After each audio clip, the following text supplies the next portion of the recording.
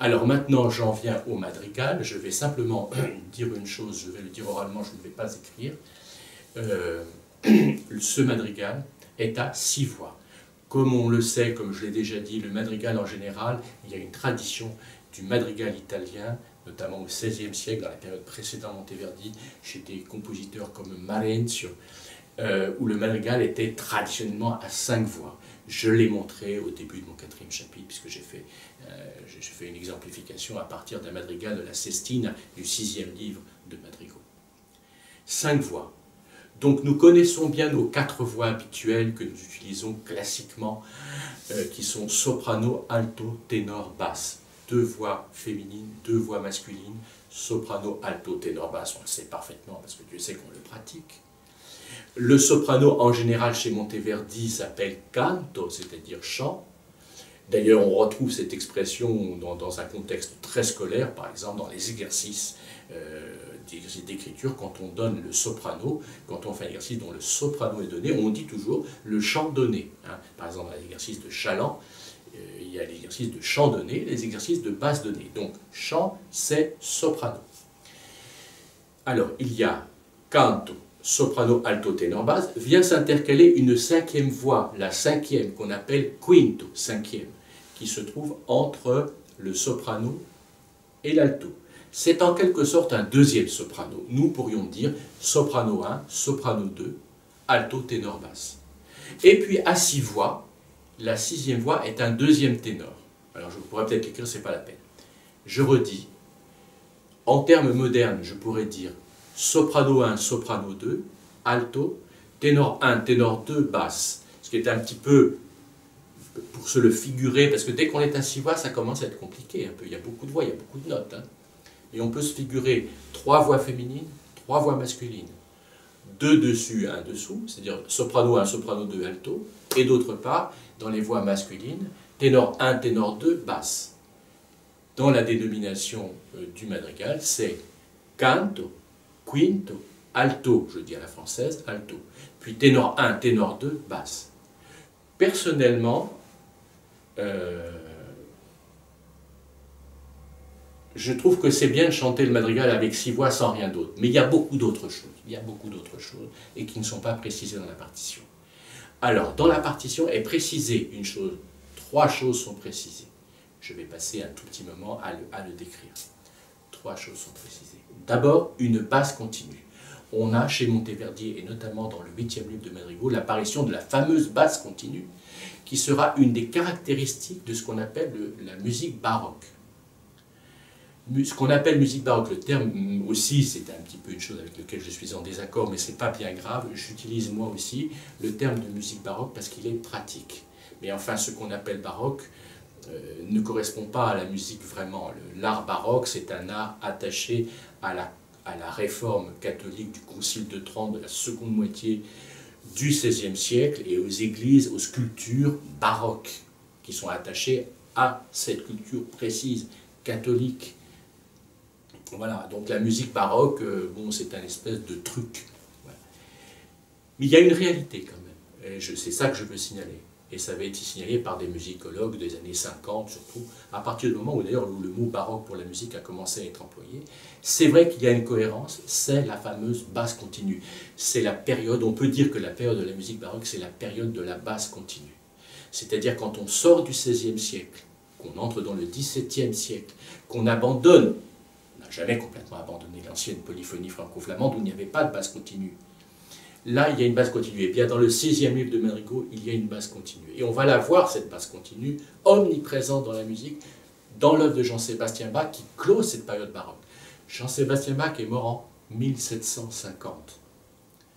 Bon, il ne l'a pas fait exprès, mais enfin, c'est pile le milieu du XVIIIe siècle. Et en effet, ce qu'on appelle la musique baroque, c'est de Monteverdi à Jean-Sébastien Bach, c'est-à-dire le XVIIe siècle, et la première moitié du XVIIIe siècle. Et c'est vrai qu'après Jean-Sébastien Bach, il va y avoir les 2 compositeurs importants qui vont vraiment marquer l'histoire de la musique sont Haydn et Mozart. Ce ne sont pas du tout, absolument pas des musiciens baroques. C'est ce qu'on appelle déjà le classicisme, qui sera suivi aussi par des clichés. Tout ça sont des clichés, mais ils sont pratiques, qui sera le romantisme. Le romantisme romantisme, il y aurait beaucoup à dire. Qu'est-ce que le romantisme? Beaucoup de musiciens romantiques ont des aspects d'un classicisme absolument apollinien. Donc, je n'en parle pas maintenant. Donc, la basse continue, c'est la main gauche du clavecin ou de l'orgue. Et l'instrument grave qui peut être le violoncelle, la viole de gambe ou éventuellement même le basson. Et la main droite du clavier réalise les accords qui sont notés par le chiffrage, le fameux chiffrage que nous adoptons encore aujourd'hui avec certes des modifications. C'est ça la basse continue. Revenons au madrigal Or che il cielo e la terra, etc. de Pétrarque. Il y a une basse continue. Je n'en parlerai pas trop dans le... pardon, je n'en parlerai même pas du tout dans mon analyse et dans certains aspects que j'aborderai. Je vais la laisser de côté.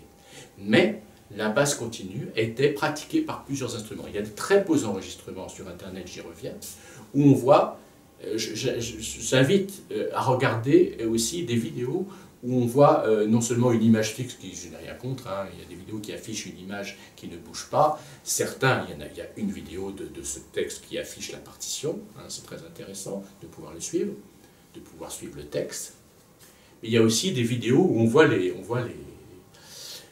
chanteurs, on voit les musiciens. Eh bien, on voit très bien la basse continue par qui elle est faite. Eh bien, elle est faite par pas mal de monde. Il y a le clavecin, donc la basse du clavecin, la main gauche du clavecin joue la basse écrite par Monteverdi. La main droite réalise les accords. Mais qui réalise les accords? Il y a aussi la harpe, le luth et le théorbe. Ça en fait les choses. C'est très beau. J'ai marqué une hésitation, comme on a pu le voir. C'est très beau. Mais ça n'est pas si audible que ça. Quand on entend, quand on est en présence des musiciens qui chantent ce madrigal, on entend essentiellement les chanteurs. Loin de moi l'idée, peut-être pas si loin que ça, qu'on pourrait dire on peut enlever la basse continue, on peut tout enlever, ce qui compte c'est les chanteurs.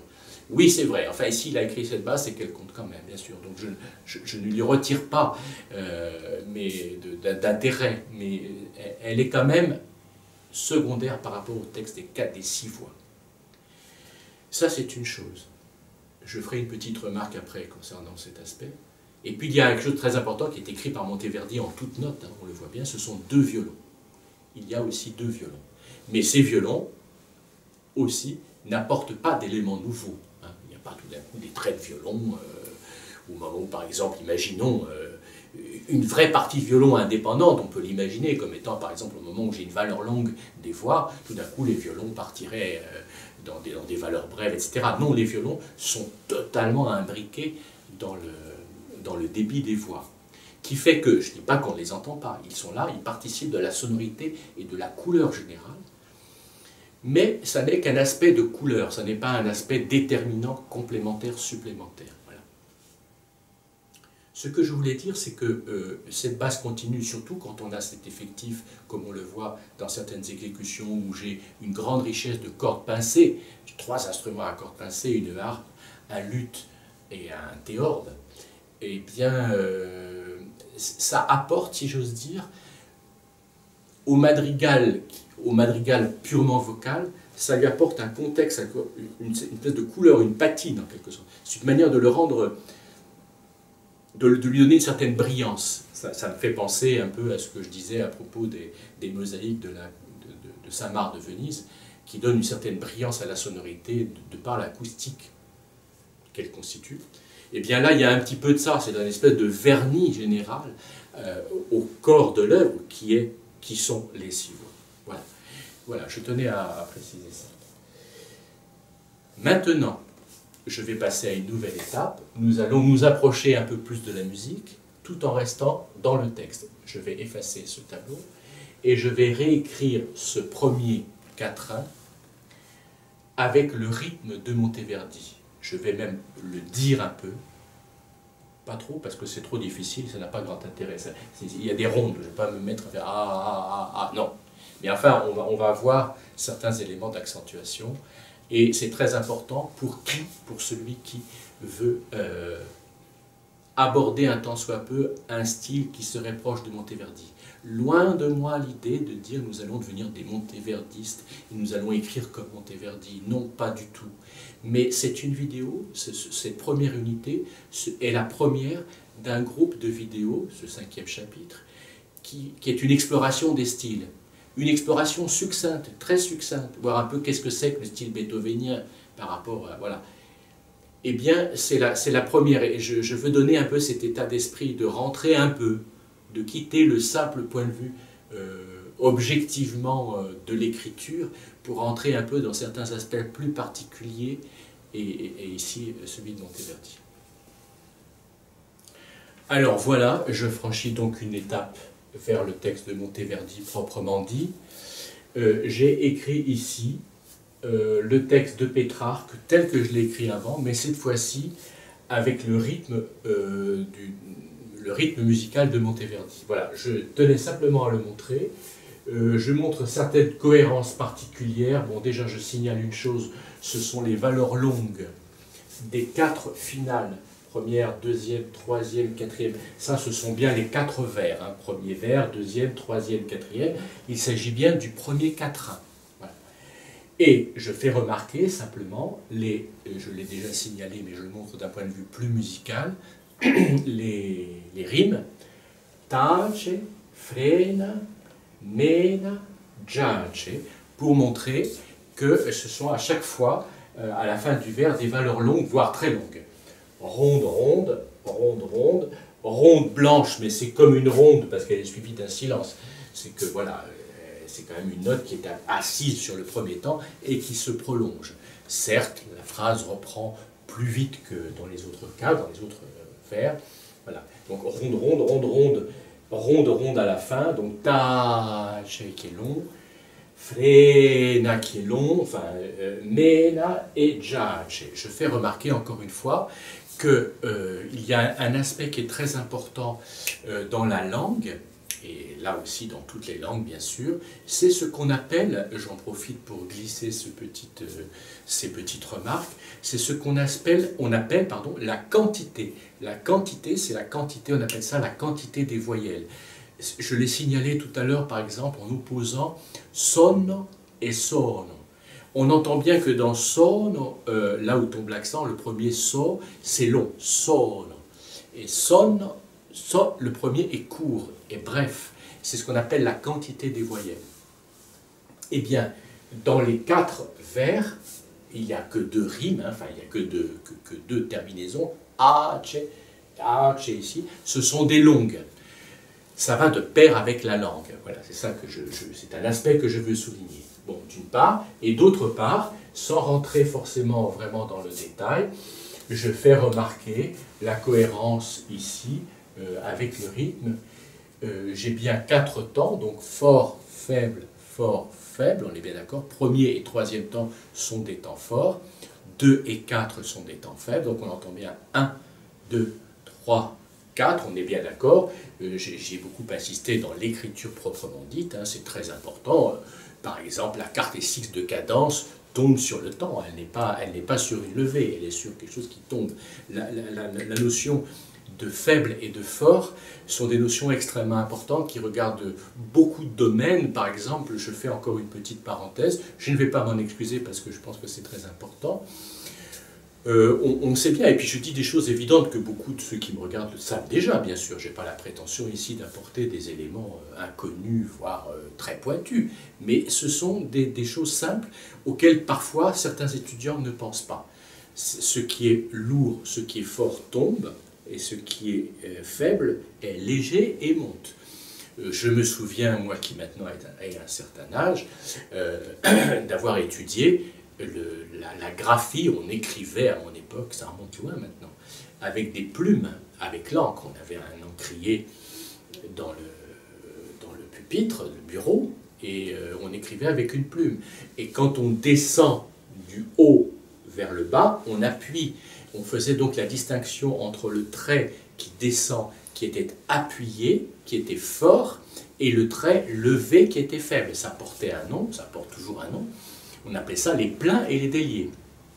Plein, c'était quand on descendait, donc on appuyait, on avait cette sensation de poids, et levé, c'était faible, donc le trait était très fin. On sait bien, si j'écris par exemple la lettre N, c'est délié plein, c'est-à-dire faible, levé. Voilà, c'est ça que je veux souligner. c'est-à-dire très fin, le trait est très fin, et quand on descend, il est appuyé et il a une certaine épaisseur. Bon, c'est la même chose pour les notions de tirer, pousser au violon, dans beaucoup de domaines. De la même manière, le geste, quand je fais une levée, je fais ça et le temps tombe. Je ne fais pas le contraire, d'ailleurs ça me serait presque impossible, tellement c'est un contresens. À l'instrument, c'est pareil, au piano, les aspects forts, on tombe, les autres, on relève. Même si on joue la note, on est quand même dans un mouvement ascensionnel, si je peux dire. Voilà. Donc, toutes ces notions sont très importantes. On les voit à l'œuvre ici. Donc j'insiste sur la notion fort-faible, long, court, enfin tous ces aspects sont très importants, accentués, non accentués. Ce sont des aspects profondément musicaux et liés aussi à la poésie et à la diction. On parle aussi de pronoms faibles et de pronoms forts dans la langue, on parle de verbes faibles, de verbes forts en allemand par exemple, etc. La notion fort-faible, qui est une opposition aujourd'hui qui est un peu mal vue, parce qu'il faudrait éventuellement ne pas faire la distinction entre ce qui est fort et faible. Bon, je plaisante évidemment, mais enfin c'est une notion très importante. Donc ici j'ai bien un che c'è la terra. On est bien d'accord que là, il y a un véritable appui. Même si terra, qui fait tapa, comme je l'ai déjà dit, sont deux valeurs longues, parce qu'ici le compositeur veut donner une sensation de calme, de très grand calme, donc les valeurs sont allongées. Voilà. Mais on a bien quel ciel et la terre, etc. Voilà. Par exemple, ici, prenons cet exemple ici, et les faits, alors je le reprononce sans le psalmodier de manière un peu stupide comme ça, et les faire e gli augelli, c'est ça qui est accentué, et c'est ça, faire e gli augelli, faire e gli augelli, c'est bien, premier temps, troisième temps, faire e gli augelli, e les faire e gli augelli, voilà. Exemple suivant, il sonne, c'est so qui est accentué. Donc j'ai bien temps faible. Un, il sonne qui est très long, je ne le fais pas. Et on voit bien en plus de ça, bon, ça n'est pas forcément une preuve ce que je dis, mais ici il y a une valeur particulièrement brève qui est la croche, parce qu'ici il y a bien des noirs qui se succèdent. Et ici il y a une croche qui souligne le sonne. Voilà, l'aspect rebondissant des deux ailes. Mais ça, ce n'est pas un élément que je veux signaler particulièrement, parce que c'est le cas ici, ça n'est pas, alors qu'il n'y a pas de double consonne, etc. Peu importe. Voilà, mais ce qui est important, c'est l'accent, il tombe bien, il sonne frais. Et là, évidemment, on a encore affaire à des valeurs très longues, donc si j'ose dire, l'accent se dilue un peu, parce qu'il est très étiré, hein, comme si je tirais sur, un peu comme, pardon, cette image un peu de la guimauve, c'est-à-dire que il y a un étirement comme un élastique, il y a une élasticité du mot qui devient très long. Voilà. Ici, notez. Alors là, ici, c'est pareil, on a deux valeurs longues, donc il est un peu difficile de percevoir l'accent. On ne peut pas vraiment le percevoir.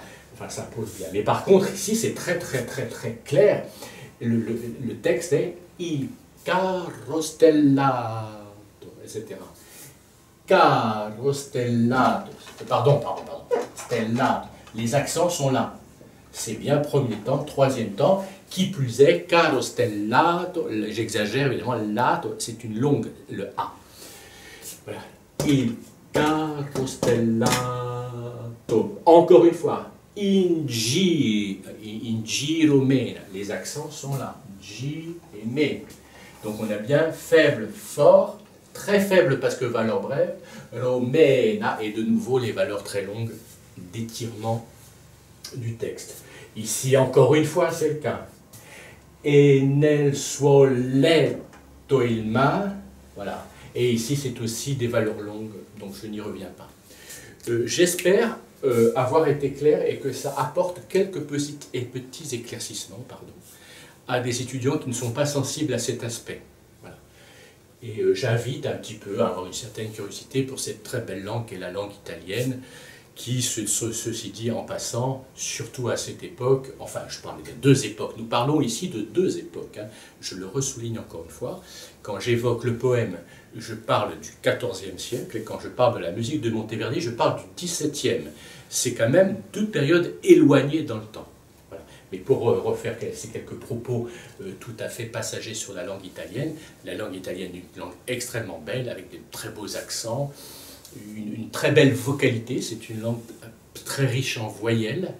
D'ailleurs, si on regarde bien, tous les mots italiens, à part les mots monosyllabiques comme est, enfin d'ailleurs même cela, mais peu importe, comme con, con, qui veut dire avec, etc., quelques mots, per, pour, bon, peu importe, il m'échappe, peu importe, non et noen. À part ces quelques petits mots, les mots de la langue italienne se terminent tous par des voyelles. C'est une langue extrêmement riche en voyelles. Certes, les consonnes sont très déterminantes aussi, mais enfin c'est une langue très vocalique, très donc propre, propice au chant. Oui, je voulais dire simplement qu'aussi c'est une langue extrêmement diverse dialectalement, hein, jusqu'à nos jours, hein, puisque les dialectes dans la langue italienne ont été très utilisés dans la poésie, dans le théâtre. Bon, il y a le monde, la Sicile est un monde à elle seule, le napolitain et tout ce qui tourne autour de Naples, de l'ancien royaume de Naples, est très important. C'est une langue qui a donné toute une littérature, hein, y compris du théâtre au XXe siècle.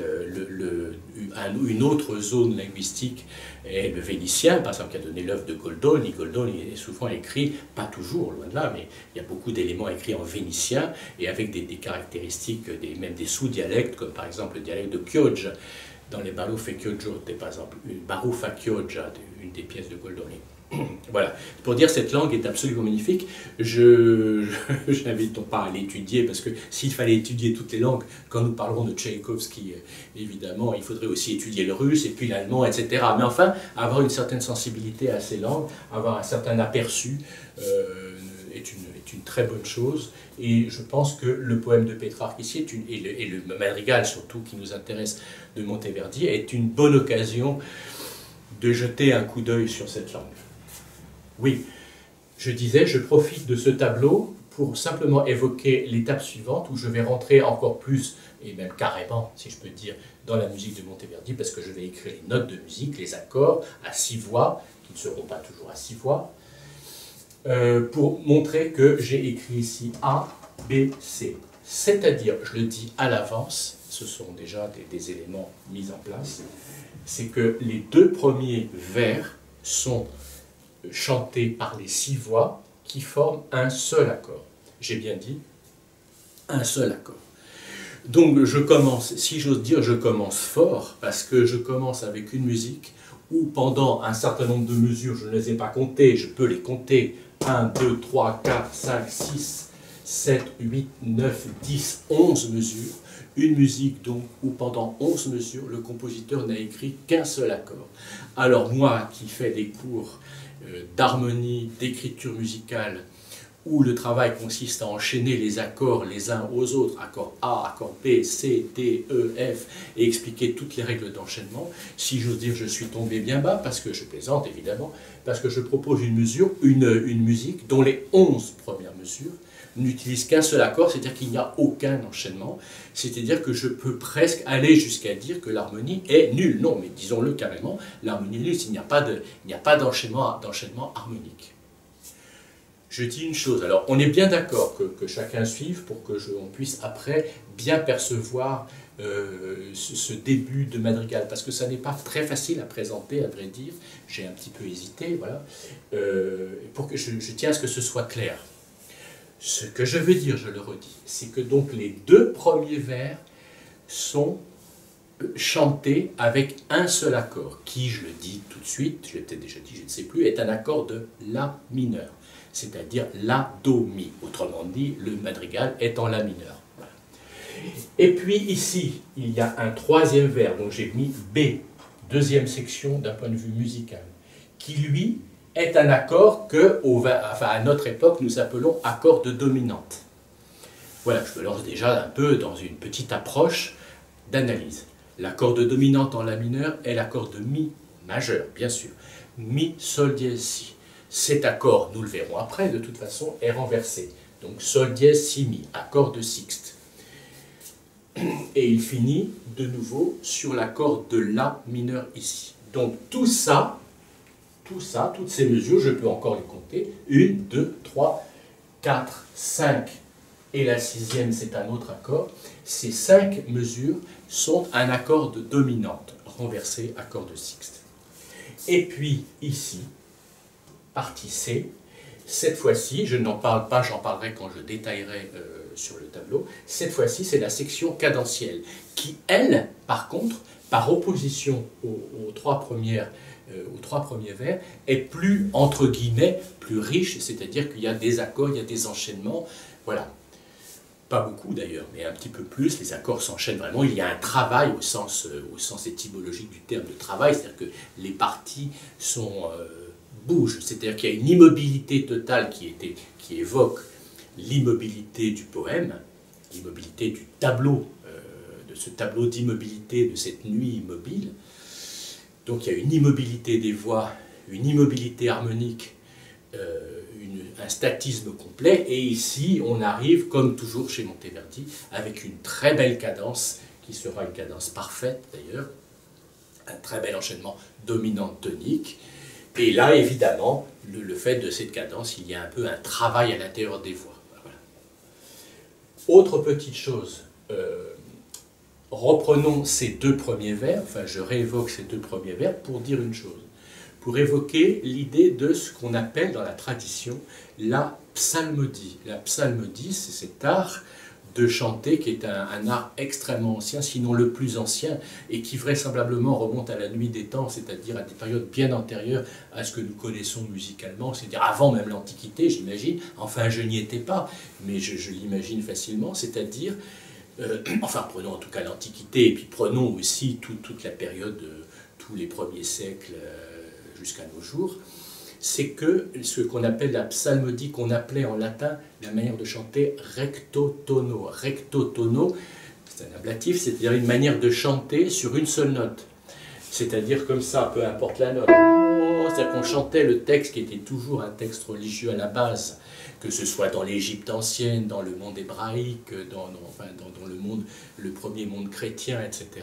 On ne lisait jamais un texte comme on lit, comme je parle en ce moment, on le psalmodiait.